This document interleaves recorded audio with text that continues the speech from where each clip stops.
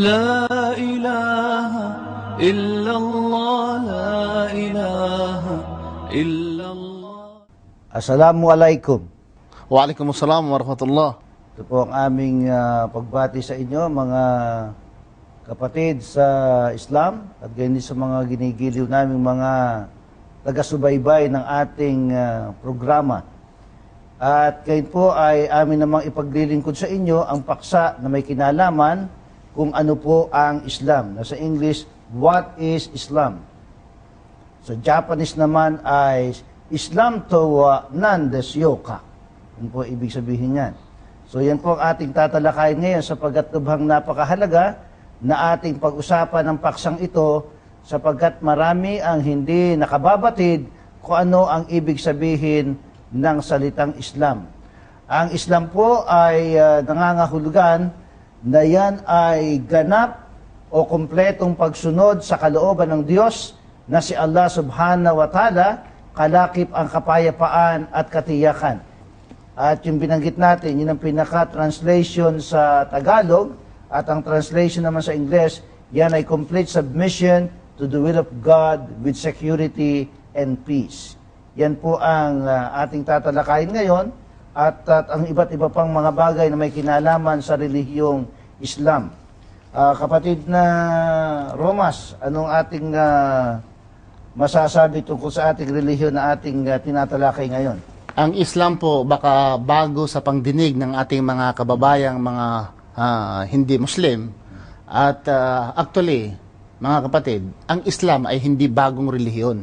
Even history sa Pilipinas, hindi ito bagong relihiyon. Una pa nga ito sa mga Kristiyano doon sa Pilipinas. Dumating ang Christianity March 16, 1521. Subalit dumating po ang Islam sa Pilipinas in 1380. Mga Makdum ang nagdala doon na establish nila sa Hulo. At dito naman sa gitnang silangan, ang mga Muslim naman ay dito pa mula pa kay Adan. At saka baka isipin ninyo na ang Islam ay nag-uumpisa lamang kay Prophet Muhammad sallallahu alaihi wasallam. Yun po ang mali, kapatid. So, dahil na marami sa ating mga kababayan ngayon na ang Islam ay nag-umpisa lang sa last prophet kay Prophet Muhammad. Peace be upon him. Hindi po. Dahil ang Islam, ito po ang reliyon ng lahat ng mga sugo at propita. Sila ni Adan, sila ni Ibrahim, Abraham, Yaakub, Jacob. Sila po ay mga Muslim. Papatunayan natin mamaya sa Quran na sila ay mga Muslim. Yan, magandang babasa natin sa Quran mismo. Mamaya, babanggitin natin sa Quran at ibigay ko muna ang panahon sa iyo, Ustad Abdullah Kutib. Babasahin ko mamaya sa Quran. Yan. So, sa pagpapatuloy po ng ating pagtalakay dito sa ating tinatalakay na paksa na ano ang Islam, ay ito po ang relihiyon ng lahat ng mga propeta mula kay Prophet Adam alayhisalam hanggang kay Prophet Muhammad sallallahu alaihi wasallam.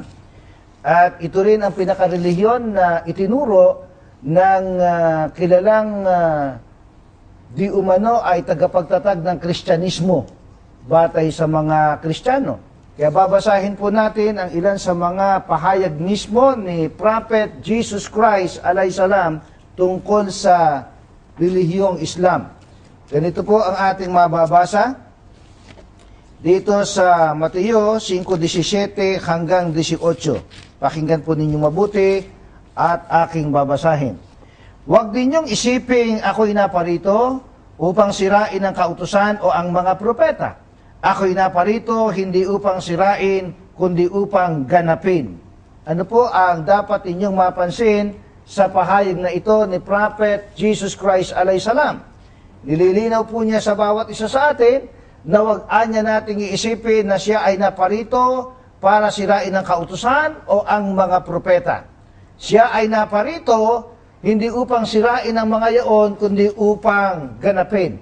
Nangangahulugan lamang po na nang dumating sa mundo, si Prophet Isa o Jesus Christ alayhisalam ay walang isang relihiyon na itinayo siya na panibago, kundi bagkos ang layunin ng kanyang pagparito ay ipagpatuloy ang nasimulan ng mga naunang propeta sa kanya. Kung ano ang mga kagawian, kaasalan, mga sistema ng pamumuhay na itinaguyod ng mga propeta ng mga nauna sa kanya, yun ang nais niyang ipagpatuloy. Sapagkat ng kanyang datnan ang Israel sa kanyang kapanahunan ang mga Israelita ay meron ng relihiyon. Ang relihiyon niya, Ustad, kung di ako nagkakamali, Judaism na. Sino?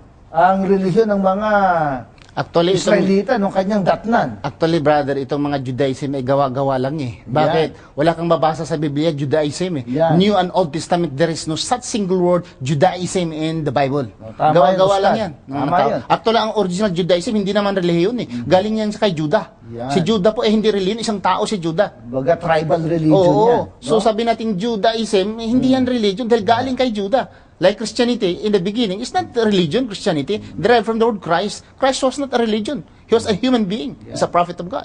Kaya ang pinaka-mission ni Prophet Jesus Christ alayhisalam ay para i-revive, no? Yes. Revive yung pinaka-relihiyon ng mga naunang propeta sa kanya. Kaya nga ganito ang kanyang pahayag sa Lucas 11:28. Pakinggan po ninyo at ating lilinawin sa inyo ang relihiyong ito na itinaguyod ni Prophet Jesus Christ alayhisalam. 11:28. Datapat sinabi niya, oo, bagkus na lalong mapapalad ang nangakikinig ng salita ng Diyos at ito'y ginaganap. Ito po ang relihiyon na kanyang itinaguyod na ayon sa kanyang pahayag kanina ay hindi niya sisirain ang kautusan o ang mga propeta kundi bagkus ay kanyang gaganapin. Kaya para maganap ang relihiyong ito ay kanyang sinabi, datapwat pagkos na lalong mapapalad ang mga nakikinig ng salita ng Diyos at ito'y ginaganap. Kaya unang-una po munang gagawin ng tao, makikinig muna sa salita ng Diyos at ito ay gaganapin. Ngayon, ito yung pinaka-relihiyon na kanyang itinaguyod. Pagganap sa mga utos o kalooban ng Diyos. At paano ito dapat na isagawa? Dito naman sa Deuteronomio 12, ang talata ay 32. Pakinggan po ninyong mabuti. Ito pang sinasabi. Kung anong bagay ang iniuutos ko sa iyo, ay siya mong isasagawa, huwag mong dadagdagan ni babawasan. Yan ang pinakapatakaran sa pagsunod sa mga utos ng Diyos. Sa makatwid ay isang kumpleto o ganap na pagsunod sa kalooban ng Diyos. Walang dagdag, walang bawas. Kumpleto. Kaya nga, ang pinaka-relihiyong Islam ay complete submission to the will of God with security and peace. Ustad Abdullah, yung nabanggit ko kanina, nababasahin ko sa Quran. Yan. Na pagpapatunay na sila ay mga Muslim, yung unang mga tao, dito po sa Quran. Babasahin ko muna sa Arabic. Sige po. Quran chapter 3, Suratul Imran, verse 84, 84. Sige. Sabi po dito sa Quran, alhamdulillah, Bismillahirrahmanirrahim. Kul amanna billahi wa ma unjila alayna wa ma unjila ala Ibrahim wa Ismail wa Ishaq wa Yaqub wal asbat wa ma utiya Musa wa Isa wa nabiyyuna min rabbihim lanufarriqu bayna ahadi minhum wa nahnu lahu muslimun. In English, say, O Muhammad, we believe in Allah and what has been sent down to us. And what was sent down to Ibrahim. Abraham in English. Ismail. Ishmael in English. Ishaq. Isaac. Yaqub. Jacob in English. Al-Asbat. The children. Yung mga anak ni Asbat. Yung anak ni Jacob. Okay? And the 12 sons of Jacob. And what was given to Moses, and what was given to Jacob and Jesus, and the prophets from their Lord. We make no distinction between one another among them, and they are all Muslims who submitted to the will of God. Wa nahnu lahu muslimun. Silang lahat ay mga Muslim. Nandoon mabasa sa Quran. Kung sasabihin man nila na hindi Muslim, ano sila, Kristiyano, Hudyo, saan mabasa? Pero mayroon tayong katibayan na sila po ay mga Muslim. In Arabic, sinabi sa Arabic, wa Isa, wa nabiyyuna min rabbihim, lanufarriqu bayna ahadi minhum. Walang pagpili-pili sa kanila, wa nahnu lahu muslimun, na silang lahat ay mga Muslim. Balik sa iyo, Ustad Abdullah. Ayan. Salamat, Ustad Ibrahim. Tungkol sa nabasa mo, ayan, malinaw po mga ginigiliw naming mga taga-subaybay. na ang relihiyong Islam ay hindi bago, hindi ito lumitaw sa panahon ni Prophet Muhammad sallallahu alaihi wasallam, kundi bagkus ito ay noong pamanguna, ito ang relihiyon na itinaguyod ng lahat ng mga propeta. Bilang katunayan pa mula sa Biblia, ay nais nating basahin na ang may kinalaman dito sa Islam ay walang iba kundi ang ating Panginoong Diyos. Sapagkat mismo ang sabi ni Jesucristo ay ganito. Dito sa Juan 5, ang talata po ay 30, ganito ang pahayag ni Prophet Jesus Christ alayhisalam. Hindi ako makagagawa ng anuman sa aking sarili, humahatol ako ayon sa aking naririnig at ang paghatol ko'y matwid. Sapagkat hindi ko pinaghahanap ang aking sariling kalooban, kundi ang kalooban niyaong nagsugo sa akin. Kaya nga, ang aking pahayag sa inyo kanina, mga mahal na kapatid, at mga ginigilim na mga taga-subaybay sa programang ito, ang relihiyong Islam, ito ay may kinalaman sa kalooban ng Diyos. Sapagkat ang mismong nagsugo kay Prophet Jesus Christ alayhisalam ang nagtatag ng relihiyong ito. Kaya nga ang sabi ni Prophet Jesus Christ alayhisalam ay malinaw. Hindi anya ako makagagawa ng anuman sa aking sarili.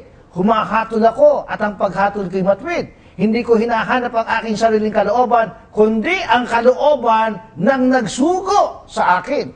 Kaya ang kalooban ng Diyos na si Allah subhanahu wa ta'ala ang tinutupad ni Prophet Jesus Christ alayhisalam sa kanyang kapanahunan dito sa mundo. Wala siyang sariling kalooban, wala siyang sariling kagustuhan, wala siyang sariling doktrina, wala siyang sariling aral, kundi ang aral ayon sa kalooban ni Allah subhanahu wa ta'ala. Kaya mismo sa Al-Quran... Ustad, baka magtatanong sila, ano ba ang pagkakaiba sa Muslim at Islam? Baka makonfuse sila, di ba? So, ang Islam ay nabanggit mo na kanina, di ba? Tama. Kung anong ibig sabihin ng Islam. Ang Islam ay pagsuko, pagsunod sa kagustuhan ng isang tagapaglikha. Ang Muslim naman, ay ito ay mga nilikha. Na itong mga nilikha na ito, isa doon ay mga tao. Kasi maraming nilikha ang Diyos, ng mga Muslim. Isa-isahin natin, lahat ng nilikha ng Diyos ay mga Muslim. Yeah, tama. Magsimula tayo sa itaas sa langit. Andyan mga Muslim. Pero isa-isahin lang natin tungkol po sa tao ngayon dahil sige. malawak po itong subject kung pag-usapan natin na ang lahat ng mga nilikha ay Muslim. Dahil ang tinatawag na Muslim, particularly sa ating subject ngayon, yung mga taong sumusunod sa kagustuhan ni Allah. Yan, Pag sumusunod ikaw, ay tinatawag po kayo na Muslim. Pero hindi naman ibig sabihin na ang Muslim ay hindi magkakasala. Dahil ang Muslim po ay tao. Ang Muslim po ay tao. So may panahon po ng isang Muslim ay nagkakasala. Pero Muslim pa rin sila. Muslim na may kasalanan. Hindi na sabi na nagkakasala ka na, ay hindi ka na Muslim. Ay sa Islam wala ganon.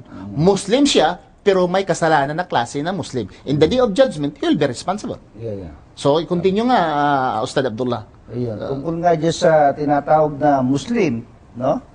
Ay dapat nating maintindihan na ang mga Muslim ay mga tao na sumusunod sa kalooban ng ating Panginoon Diyos.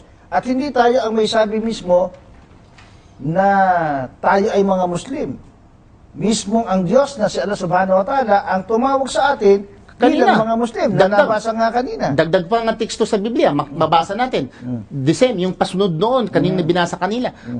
Suratul Imran, chapter 3, verse 85. Sabi ng Allah sa Quran sa Arabic, وَمَا يَبْتَغِي غَيْرَ الْإِسْلَامِ مَدِينًا فَلَا يُقْبَلَ مِنْهُ وَهُوَ فِي الْآخِرَةِ مِنَ الْخَاسِرِينَ. Whoever desires a religion other than Islam, and hereafter, they will be one of the losers.